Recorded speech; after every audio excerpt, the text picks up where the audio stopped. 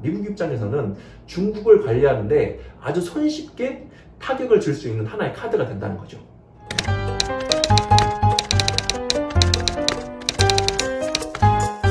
삼촌, 오늘은 미국하고 중국에 대한 얘기를 해주신다고 해서 제가 질문을 몇 개 정해왔습니다. 네. 첫 번째는 최근 이 트럼프 대통령과 미국을 중심으로 코로나 중국 책임론, 그리고 이제 글로벌 밸류체인에서의 중국을 약화시키는 그런 이제 자국의 리쇼어링을 하는 정책, 그 외에도 이제 안보 문제를 삼아서 화해를 제재한다는 등 미국의 중국 대리가 연일 지속 중인데, 이러한 미중 무역 분쟁이 격화되고 미국이 중국을 때리는 이유가 무엇인지 궁금합니다. 지금 보면 중국이 너무 많이 그동안 웃자랐다고 하잖아요. 그동안 세력들이 너무 커졌고 1대1로라든지 자기만의 세력을 구축하면서 미국이 아니어도 중국 주도의 그 세계 전략이 분명히 있었고 그게 너무 커져버린 거예요. 그런데 이게 첫 번째 있는 현상이냐? 절대로 아니에요. 세계 패권이라든지 정치, 경제, 안보에 관련된 문제는 제가 잘 몰라서 얘기를 드리는 게 조금 그렇지만, 경제적으로 미국을 위협할 정도의 패권 국가들이 나타나면 항상 미국은 그거에 대해서 무역 불균형이라는 말을 꺼내서 그 국가들과 협상을 했습니다. 1950, 60년대에 유럽과도 그랬고요. 80년대에 독일과 일본에게도 그랬습니다. 그것이 똑같이 중국에게 2018년부터 지금까지 벌어지고 있다고 보시면 됩니다. 그런데 미국이 중국을 보는 관점이 미국 내에서 두 가지가 있어요.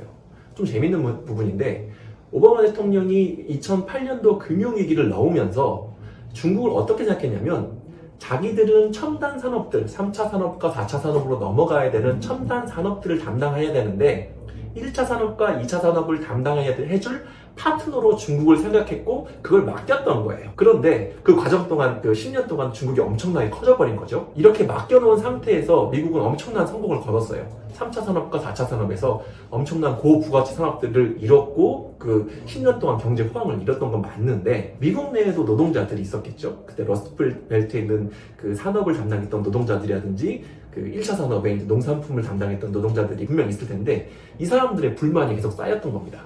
그런데 지지 기반이 달랐던 거죠.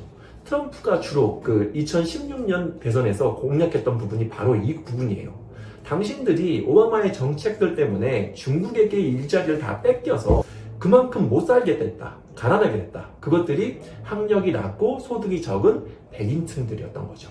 그래서 차이 보수, 차이 트럼프가 나타나가지고 대부분의 사람들이 힐러리 클린턴이 당선된다는 것을 생각했었는데 그 표가 뒤집혔잖아요. 그런 것들이 아마 오바마의 민주당이 생각했던 중국과 트럼프의 공화당이 바라봤던 중국이 달라서 나타난 현상이고요. 지금은 그 트럼프가 집권을 하고 있는 시절이고, 중국으로 뺏겼던 1차와 2차 산업의 또 일자리들, 또 첨단 산업들 중에 또 이제 아무래도 단순 조립이라든지 이런 부분이 가다 보면 기술력이라든지 지적재산권이 따라가는 경우들이 있어서 이런 부분들까지 다시 갖고 와야 된다라는 기조가 미국 내에서 강해진 겁니다. 그렇기 때문에 미국이 중국을 견제한 건 외교, 안보, 정치적으로도 당연한 거고요. 경제적으로도 무역 불균형이란 말을 꺼내서 다시 갖고 오려고 이런 말들을 하게 되는 겁니다. 그러면 만약에 나중에 할 얘기지만 트럼프가 재집권을 하게 되는 경우나 바이든이 다시 그 정권을 뺏어오는 경우가 된다고 하더라도 중국에 대한 태도는 거의 비슷할 겁니다.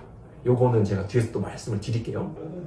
말씀을 정리해보면, 과거 오바마 정부 시절에 어떤 중국을 경제적인 파트너, 1, 2차 산업을 담당하는, 글로벌 밸류체인에 있어서 1, 2차 산업을 담당하는 경제적인 파트너로 생각을 했다면, 그러한 파트너십 때문에 발생했던 미국 내의 소외된 노동자들을 트럼프가 공략을 했던 거고, 그러면서 자연스럽게 중국에 대한 공격, 그리고 자국 중심주의라던가 자국으로 산업을 다시 가지고 오는 그런 리쇼어링 정책들이 이제 중국 대리기의 일환으로 하면서 이 부분으로 지금 재집권을 노리고 있는 그런 상황이라고 볼 수 있겠네요. 분명 그런 부분이 있고요. 이제 그 부분들이 지금의 트럼프의 핵심 선거 전략이 되는 것 같아요. 최근 중국의 외교 담당 국무위원인 그 왕이가 지금 현재 미중 관계가 1979년 이래 가장 심각한 시련에 직면했지만 원래대로 돌아갈 수 있다며 어떤 화해 제스처를 취한다고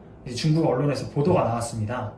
그러면 지금 현재 중국이 이렇게 화해 모드라는 언급을 하면서 동시에 또 홍콩 보안법으로 지금 이제 어떤 이 대립이 격화되고 있는 상황인데 중국 입장에서는 미국을 지금 어떻게 바라보고 있는지 함수의 생각도 궁금합니다.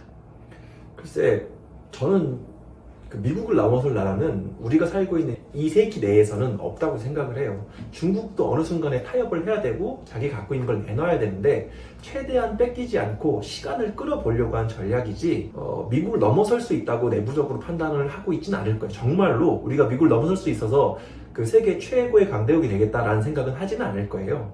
그런데 중요한 것들을 보고 있으면 이제 홍콩 보안법이라든지 홍콩 문제가 발생을 하게 되는 건데요. 우리가 이제 불완전한 그 중국을 바라보고 있는 부분이 있는 거예요. 어떤 거냐면 중국을 둘러싼 다양한 정체성들이 있습니다. 그게 대만이라든지 홍콩으로 드러나는데요. 대만은 민주주의 국가로 친미 국가로 상당히 오랫동안 유지를 했었고 홍콩 같은 경우에는 영국의 식민지로 민주주의를 충분히 누렸고 무역 특구를 누렸었고 경제적 자유지대를 누리고 있다가 반환이 된 거잖아요. 1999년에 거의 그 정도로 생각을 하는데 그렇게 반환이 된 상태에서 자기들은 공산주의 체제의 자치령으로 남아있는데 민주주의를 경험한 국가로 하나의 정체성을 따르게 있는 겁니다. 그런데 중국 입장에서는 자기네 GDP의 0.4%밖에 안 되는 자그마한 경제체제를 갖고 있는 자치령이에요. 그러면 당연히 공산주의 체제를 따라야 되고 사회주의 경제체제를 따라야 되는데 이 사람들이 우리하고 다르다고 생각을 하면서 저항을 하는 겁니다. 홍콩이라는 나라를 미국 입장에서 넘겨주고 안 넘겨주고 그리고 지금에 있는 대우를 박탈하고 유지시키고는 중요하지 않는데 그것이 중국을 관리하는데 좋은 하나의 카드가 되는 거죠. 그러니까 이건 좀 정치적인 문제라서 제가 잘 모르긴 하지만 중국 입장에서 어떻게 보면 당연한 겁니까? 당연한 겁니다. 우리나라하고 체제가 다르다고 하더라도 관리는 우리가 하고 있고 뭐 외교권을 따로 쓰는 게 아니니까요. 그런데 미국 입장에서 본다고 하면 홍콩이란 특수한 정체성을 유지하기 때문에 줬던 많은 혜택들이 있잖아요. 중개 무역을 한 형태에서 관세 혜택을 준 것도 있고요. 아시아의 사실상 금융 허브였기 때문에 여기에 또 다양한 세제 혜택들이 또 있었습니다. 이런 부분들 만약에 박탈하게 된다고 하면 미국이 이런 부분이 분명히 있는 거고요. 이건 조금 저희가 이제 금융 투자를 지향하고 그렇게 말씀드린 유튜브에서 홍콩에 계속 노이즈가 난다고 하면 홍콩이 갖고 있는 아시아 금융 허브의 위상이 점점 떨어진다고 하면 주변에 있는 싱가포르라든지 도쿄라든지 상해라든지 또 거기서 조금 더 나간다면 서울까지 그 홍콩이 기존에 갖고 있던 금융 허브의 지위들이 많이 분산이 될 겁니다. 이런 부분들은 분명히 우리한테는 조금 더 기회가 될 수도 있고요. 홍콩을 통해서 그 중국으로 들어가는 중개무역을 많이 하고 있는데 아마 그 자유무역지대의 그 위상이 좀 떨어지게 되면 이 부분도 분명히 우리한테 타격이 오겠죠. 양자에 대한 밸런스가 분명히 있기 때문에 홍콩 보안법에 대한 문제는 미중 갈등의 주요한 카드가 되기도 하겠지만 우리한테도 분명 영향을 끼칠 수 있는 그런 문제다라고 말씀드릴 수 있겠습니다. 다시 미 대선으로 돌아와서 현재 미국 내에서 트럼프 대통령의 최대 지적이었던 경제가 바이러스로 인해서 무너지면서 바이든의 지지율이 반대로 상승을 하고 있거든요.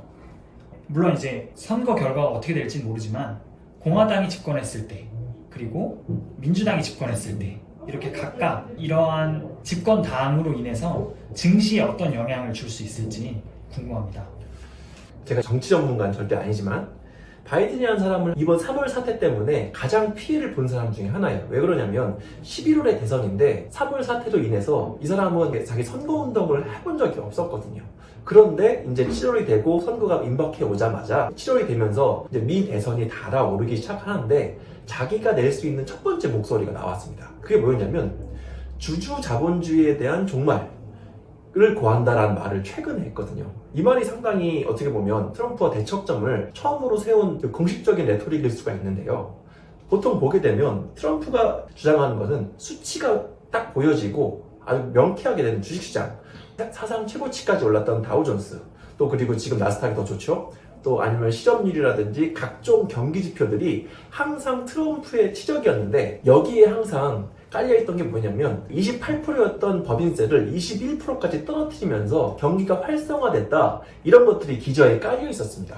그런데 민주당 대선 후보로 바이든이 일성으로 전 세계에 전달했던 그 레토릭이 주주 자본주의에 대한 종언이었습니다. 그 말을 조금 더 풀게 한다고 하면 주식시장보다는 노동자 시장 그리고 주식을 갖고 있는 대주주나 기업보다는 중산층을 위하겠다. 또 그리고 확장적 재정 정책을 더 써가면서 지금의 3월 사태에 공격적으로 대비를 하겠다고 했던 것이고 월가에서 민감한 부분인 법인세에 대한 부분들을 트럼프가 했던 21%에서 다시 28%로 정상화시키겠다는 말을 했어요. 그렇게 된다고 하면 경제적인 부분에선 트럼프와 대립각이 정확하게 쓰게 되는 것이겠죠. 이런 부분들로 트럼프와 바이든이 처음으로 대립각이 명확해진 부분이 생긴 겁니다. 이거를 만약에 증시로 환원해서 다시 얘기한다고 하면 바이든의 당선이 이렇게 진다고 했을 때는 지금의 그 21%였던 법인세가 28% 세율이 조정된 부분이니까 이게 트럼프가 진행했던 21%의 법인세 정책보다는 분명 증시에 악영향을 주겠죠. 또 그리고 큰 정부를 지향한다고 했을 때도 기업보다는 노동자, 또 노동자에서 중산층을 강화하겠다고 했던 자체가 지금에 있는 비즈니스 프렌들리 그리고 기업 중심의 증시 위주에서는 그 트럼프보다는 바이든이 그렇게 좋은 영향을 줄 것 같지는 않습니다. 그런데 또 재밌는 것은 월가에서 트럼프를 과연 그동안 좋아했느냐, 사실 이 문제가 있는데요. 이것도 아니에요. 친시장적이고 친기업적이고 이랬던 트럼프가 월가에서 환영을 받았느냐? 이게 절대 아니라는 거죠. 트럼프가 가지고 있었던 불확실성이 있습니다.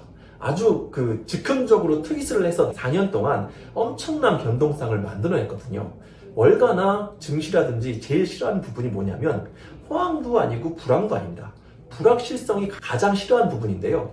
트럼프 자체가 불확실성을 계속 제조해내는 사람이었다는 것입니다.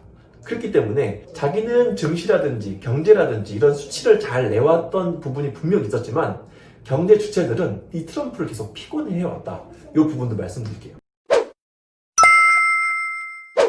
시청해주셔서 감사하고 구독, 좋아요, 댓글, 알림 설정 꼭 부탁드리겠습니다. 감사합니다.